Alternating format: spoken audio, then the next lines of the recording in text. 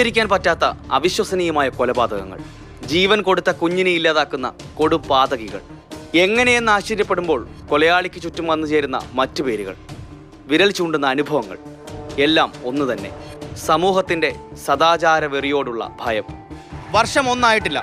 പ്രേക്ഷകർ ഓർക്കുന്നുണ്ടാകും, 1.5 വയസ്സുകാരനെ അമ്മയും ആൺസുഹൃത്തും കാൽമുട്ടുകൊണ്ട് ഇടിച്ചു കൊന്ന ഈ സ്ഥലം. ഒരുമിച്ചുള്ള ജീവിതത്തിന് മുൻകാല ബന്ധത്തിലുണ്ടായ കുഞ്ഞ് ബാധിതയാകുമെന്ന പേടിയും സ്വാർത്ഥമോഹങ്ങളും കൊണ്ടെത്തിച്ച അതിക്രൂരമായ കൊലപാതകം. അശ്വതിയും ഷാനിഫും കുഞ്ഞിനെ ഇല്ലാതാക്കാൻ ശ്രമിച്ചത് അന്ന് ആദ്യമായിരുന്നില്ല. നിരന്തരം ഉപദ്രവിച്ചു. ഇരുവർക്കും അന്യോന്യം സ്നേഹമായിരുന്നു. എന്നാൽ ആ സ്നേഹമോ വാത്സല്യമോ കുഞ്ഞിനോട് ഉണ്ടായില്ല. വീണ തോന്നുന്ന പരിക്കല്ല എന്ന് തോന്നിയതിനെ തുടർന്ന് പോലീസ് കൂടുതൽ അന്വേഷിച്ചപ്പോൾ ഈ കൂട്ടുകാരൻ കുട്ടിയെ കാൽമുട്ടിൽ തലയിടിപ്പിച്ച് കൊന്നതാണെന്നുള്ള കാര്യം ബോധ്യപ്പെട്ടത്.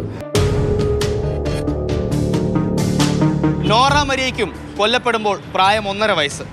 നോറയുടെ കൊലപാതകത്തിന് പിന്നിലും കാരണം പിതൃത്വം. കുഞ്ഞിന്റെ മുത്തശ്ശിയുടെ സുഹൃത്ത് ജോൺ ബിനോയ് ഡിക്രൂസ് പ്രതിയായ കേസിൽ ചുരുളഴിയാത്ത ദുരൂഹതകൾ ഇനിയുമേറെ. എക്കാലവും നോവായി ശേഷിക്കും നോറ മരിയ. ബക്കറ്റിൽ വീണ് മരിച്ചു എന്ന് പറയാൻ ആസൂത്രണം ചെയ്ത് നടപ്പാക്കിയ കൊലപാതകം. നോറയുടെ പിതൃത്വം സിക്സി തൻ്റെ തലയിലേറ്റുമെന്ന ഭയമായിരുന്നു ജോണിന്. 2 കൊച്ചുകുട്ടികൾ, അവർക്ക് പ്രതിരോധിക്കാൻ പോലും അല്ലെങ്കിൽ ഒന്ന് ഉറക്കെ കരയാൻ പോലും സാധിക്കാത്ത രീതിയിലുള്ള ഒരു സാഹചര്യത്തിലാണ് അവർ കൊല ചെയ്യപ്പെട്ടത്. അതും അവരുടെ അടുത്ത ബന്ധുക്കളാണ് അതിൻ്റെ അകത്ത് പങ്കാളികളാവുന്നത്. അത് തീർച്ചയായിട്ടും നമുക്ക് വളരെ മനസ്സിന് വിഷമമുണ്ടാക്കുന്ന ഒരു സംഗതിയാണ്.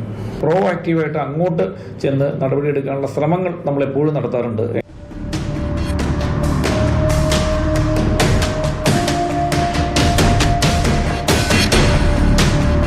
ഒരു കൊലപാതകവും ന്യായീകരിക്കപ്പെടുന്നില്ല. പക്ഷേ പിഞ്ചു കുഞ്ഞുങ്ങളെ ജന്മം നൽകിയവർ തന്നെ ഇങ്ങനെ കൊന്നു തള്ളുന്നതിൻ്റെ കാരണങ്ങൾ എന്തൊക്കെയായാലും സമാനതയുള്ളതായി ഒന്നുണ്ട്: പിതൃത്വം. വിവാഹമെന്ന വ്യവസ്ഥിതിയിലായാലേ നല്ല കുടുംബത്തിൽ ജനിക്കൂ എന്ന് പറഞ്ഞു പഠിപ്പിച്ചത്. തള്ളയുണ്ടെങ്കിലും പോരാ, തന്തയ്ക്ക് പിറക്കണമെന്ന് ആവർത്തിച്ചു പറയുന്ന തെറ്റ്. അറിഞ്ഞോ അറിയാതെയോ ഈ കൊലപാതകങ്ങളിൽ നമ്മളും പങ്കാളിയാവുകയാണ്. കൊച്ചിയിൽ നിന്ന് മനോജ് മാടശ്ശേരിക്കൊപ്പം ആദിത്യൻ ഓമനക്കുട്ടൻ, മാതൃഭൂമി ന്യൂസ്.